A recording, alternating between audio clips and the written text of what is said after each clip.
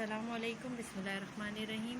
ہمارا next topic ہے تبلیغی دورہ۔ ٹھیک ہے، تبلیغ کہتے ہیں اشاعت کو، اسلام پھیلانے کو، یا کوئی بھی کام ہو اس کی ہم اشاعت کریں پڑھتے ہیں۔ اب ہمارے رسول صلی اللہ علیہ وآلہ وسلم نے یہ ارادہ فرمایا کہ قبیلہ قبیلہ میں پھر کر تبلیغ کریں۔ اس تبلیغ کے لیے مکہ معظمہ میں حج کے زمانے میں بہتر کوئی موقع نہ تھا۔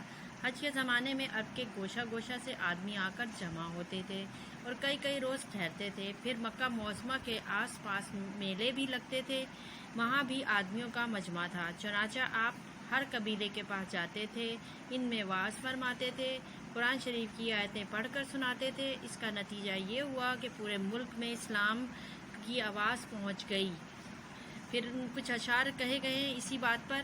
وہ بجلی کا کڑکا تھا یا صوت ہادی، عرب کی زمین جس نے ساری ہلا دی، نئی ایک لگن سب کے دل میں لگا دی، ایک آواز میں سوتی بستی جگا دی، پڑا ہر طرف وہ لیے پیغام حق سے، کہ گونج اٹھے دہشت و جبل نام حق سے۔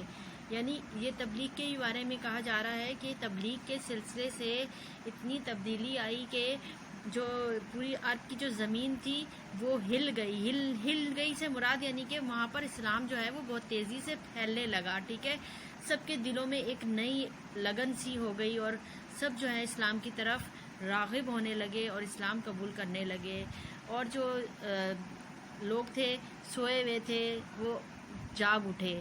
تو یہ تھا ہمارا ٹاپک۔ اب اگلی کلاس تک کے لیے اللہ